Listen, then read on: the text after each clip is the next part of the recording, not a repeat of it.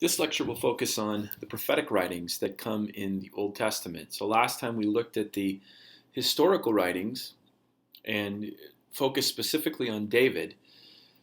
And the prophetic writings focus now on the issue of exile and restoration. So it's important to see that the exile of Israel happens at the end of 2 Kings. So in 2 Kings 17, we see the subtitle, Hoshea, last king of Israel, and then Israel exiled because of sin. So what happens is because of Israel's idolatry, and verse 16 says they forsook all the commands of the Lord their God and made for themselves two idols cast in the shape of calves and an Asherah pole, and they worshipped Baal. So the Assyrians come and take the northern kingdom of Israel into captivity. So it's important at this time to focus on a little bit of the history. After David, you get Solomon. Solomon's sin leads to a splitting of the kingdom. And so you get a northern kingdom and a southern kingdom. So Israel, Samaria is the northern kingdom, and Judah is the southern kingdom. So in 2 Kings 17, when we talk about the northern kingdom or Samaria, they're going into exile. Judah is going to remain for a little while. Verse 24, the king of Assyria brought people from Babylon and these other places to resettle Samaria. So what happens at the exiles, the Assyrians take them away, and they're taken into captivity in Assyria, and the Assyrians bring people back. This helps us understand why in the New Testament the Samaritans, right, are seen as people that the Jews don't like. Now, the southern kingdom continues for a while, but we see in 2 Kings 25, they end up going into captivity as well. So you get a period of renewed covenant, but then in chapter 25, the fall of Jerusalem, we see that Babylon is actually going to come in and conquer the southern kingdom because they too fall away, and the king does not keep them in covenant. So what we end up with at the end of these historical books is Israel is in exile. And the prophetic writings are focused on this issue of exile, interpreting it, giving it meaning, but also speaking about restoration and God's promises to restore his people. Now again, I want you to think about how this idea of being in the promised land and then being taken away into exile for not keeping covenant is actually grounded in the Genesis text. Adam is placed in the garden, given God's word, disobeys, and is exiled, is cursed. And so we have to see exile in the context of this curse. This is what it means, again, I'm going to keep saying this over and over, to talk about typology, to see Adam as an archetype. To see Adam as representative of Israel and Israel's experience, and that they would read this and see themselves in Adam. Again, it doesn't deny that Adam existed and that those things happened. It's simply to say when we read the text, we need to be reading it with all of these other things in mind as well.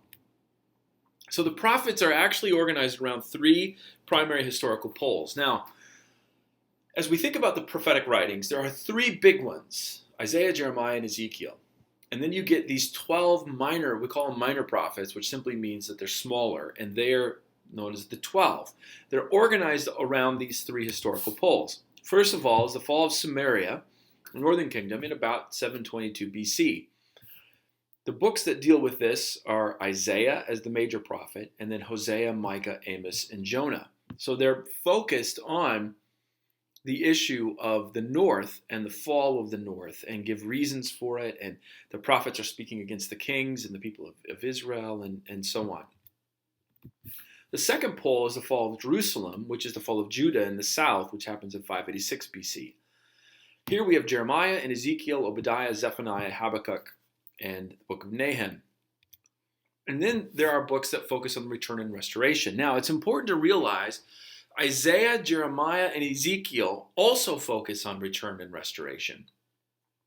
But these smaller books of Joel, Haggai, Zechariah, and Malachi are focused on the promise of God to bring back his people to the land and to restore the people to the land. So what are the primary themes of the prophetic writings? And we don't have time to go through and read through all of these different writings, but I want you to begin to think a little bit about the themes that you can find in these books. So the first one is judgment and restoration. The prophets are going to proclaim God's wrath and anger and do it in different ways. Jeremiah, for example, puts it in the terms of a divorce. And so God and his people are going to be divorced. Hosea, you see the same thing where he marries a prostitute. And right, God is kind of saying, well, being married to Gomer is a lot like me having to put up with you. All the prophets are going to use different metaphors and themes to get at this notion of covenant and the disobedience of covenant and falling into idolatry. So you can see, if you look at the different prophetic writings, that Isaiah is focused on the issue of Torah obedience. And so if you read through it at the beginning chapters, you'll see that the judgment is focused on breaking covenant, not keeping Torah, not being faithful, and worshiping false gods. Especially in the book of Jeremiah, we see this. So I've given you some texts there. I would recommend that you kind of look at those. You'll see that in Jeremiah, in the southern kingdom, the focus is really on Torah disobedience and setting up idols. And Jeremiah frames it in the context of, again, a divorce where the covenant, the marriage covenant, has been broken by the people of Israel. Idolatry is also one of the main focuses. So if you read Isaiah and Jeremiah and Ezekiel, they're not just breaking covenant, but they're also setting up idols. And Ezekiel especially wants to frame it in the context of the temple. So what you get is Ezekiel is seeing God leaving the temple because of the things that they're doing in the temple. When we think about Jesus visiting the temple or cleansing the temple, in many ways the gospel writers have in mind the prophet Ezekiel and the idea of God leaving the temple, but also the promise then in the future that God is going to return to the temple and kind of reclaim it. And so you see these images.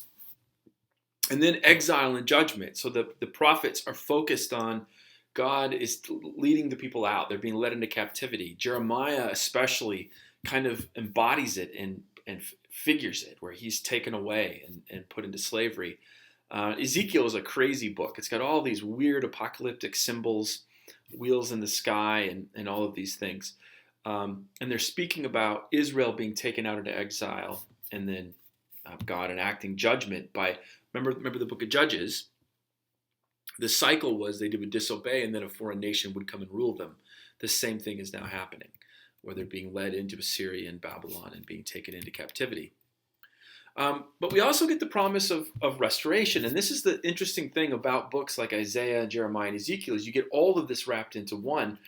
The way that they do it is interesting. So Isaiah 40 and 43, you can kind of separate Isaiah into a couple different sections. And the first section dealing with judgment, and then the second section dealing with restoration. Isaiah 40 and 43 frame it in the context of a new Exodus. If you've ever heard the Messiah, these texts kind of come out of Handel's Messiah, where God is making a path in the wilderness once again. Isaiah 43 talks about being kind of led through the waters will not overtake you. And so Isaiah is trying to show them that in the same way God led the people out of Israel, or out of Egypt in the Old Testament, in the Exodus, God is going to do it again. So again, God's past action becomes the basis of God's future action and the hope for future action. God will lead them out again, and he's going to lead a new Exodus and lead them out of exile and restore his people. Jeremiah and Ezekiel focus on a new covenant. So especially Jeremiah, right? So this divorce hearing thing, there's a sense in which the marriage will be restored. And so you read at the end where he'll talk about the bride and the bridegroom.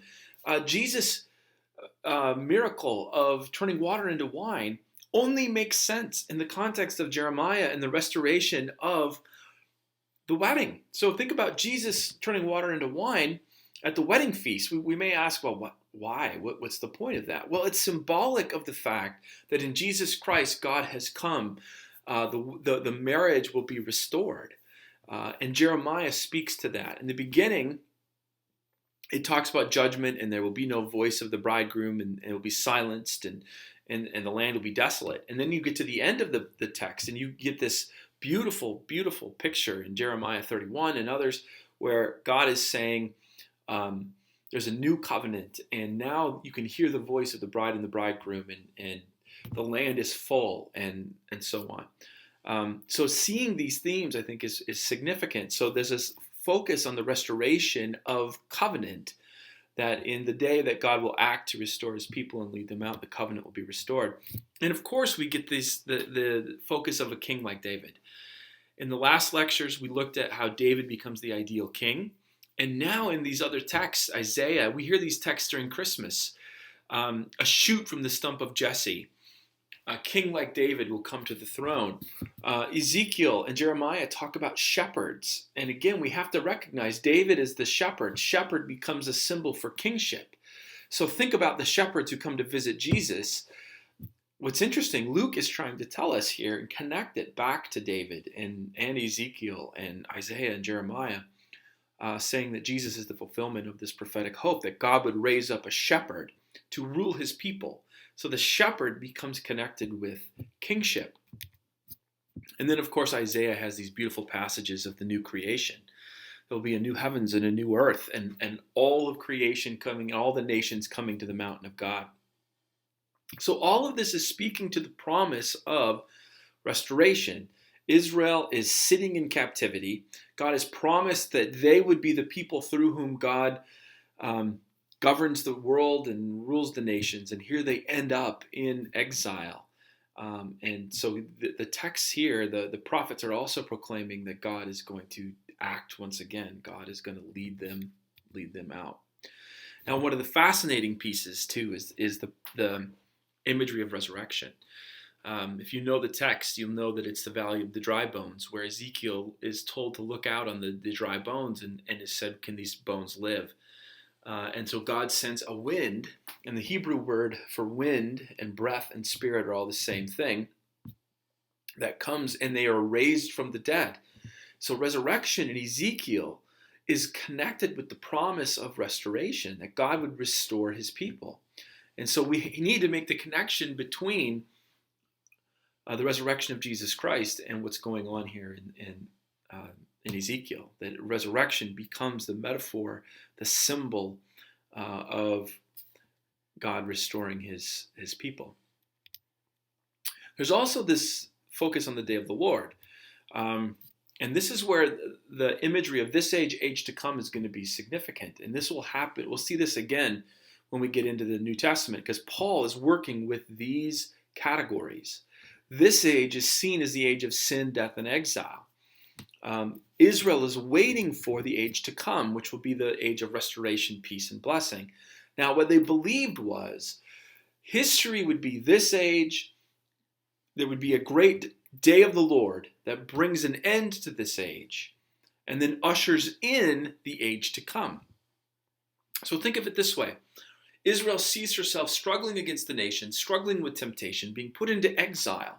That's all a part of this age.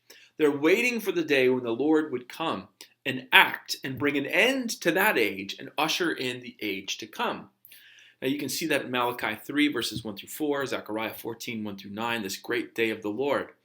It also becomes a day of judgment.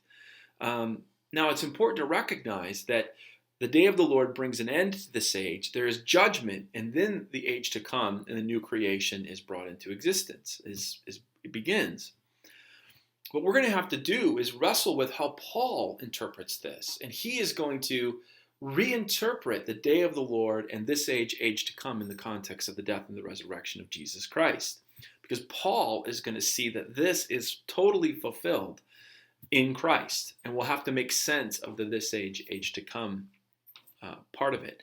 But here we see this in the prophetic writings, this great day of the Lord, where God would come and defeat the powers, restore his people, and usher in this new age.